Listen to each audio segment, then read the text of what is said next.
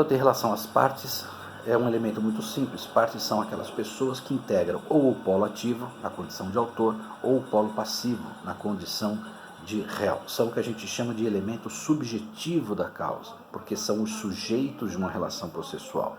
De modo que nós podemos ter um processo com partes únicas, portanto, um autor e um réu, e um processo com partes múltiplas, ou seja, vários autores, o que nós chamamos de litisconsórcio ativo, ou vários réus, nós chamamos de litisconsórcio passivo.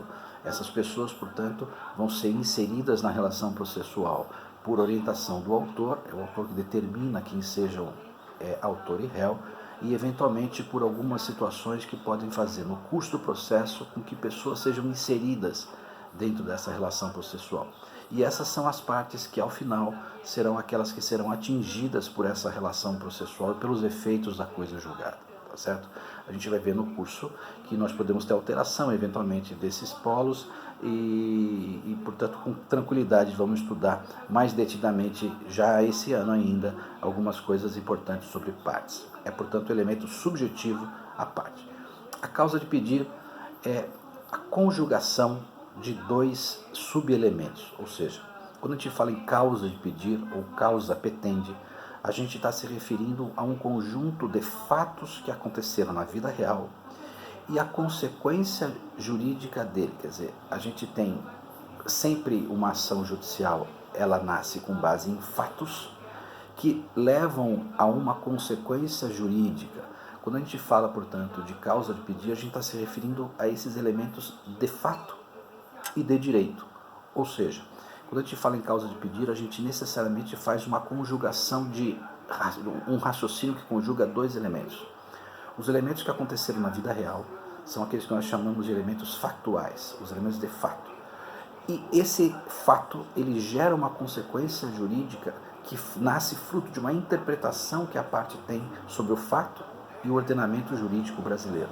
Portanto, aquele que pretende alguma coisa em juízo, ele sempre faz uma observação de que aquele fato que aconteceu na vida real atinge ele de um modo que ele vai expor para o juiz qual é a interpretação que decorre desse fato a partir da visão dele sobre os fatos.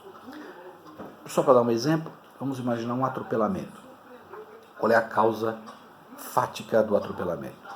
É o próprio atropelamento, quer dizer, é o fato de alguém andando na rua sofrer um abalo fruto da atividade lesiva de uma outra pessoa, portanto de um outro motorista. Esse é o fato. Desse fato nasce alguma consequência jurídica? Sim, é possível olhar para esse fato e dizer que há no sistema normativo brasileiro uma regra que diz que quem causa prejuízo a outrem praticando ato ilícito fica obrigado a reparar o dano.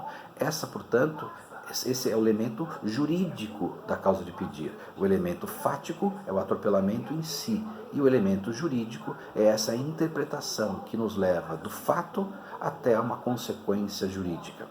O juiz, quando julga um processo, ele não pode partir de outro conjunto de fatos que não sejam esses impostos pelo autor.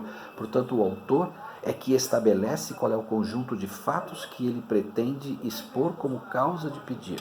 Ao juiz não é dado julgar um processo a partir de outros elementos de fato a não ser esses expostos pelo próprio autor. E no que diz respeito ao pedido, o pedido é o objeto da ação. O pedido é a pretensão, é aquilo que eu quero ter do magistrado. Portanto, quem define o pedido é o próprio autor. E ao juiz não caberá mudar esse pedido. Vamos imaginar, portanto, que por conta daquele atropelamento eu faço um pedido de dano material.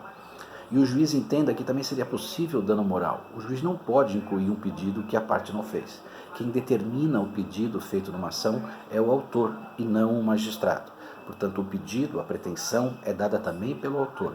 E mesmo que o juiz entenda que poderia ter sido feito mais pedido ou um pedido diferente, o juiz não pode se intrometer nesta relação de definição do pedido, que é exclusivamente do autor. Tá bom? Continuamos.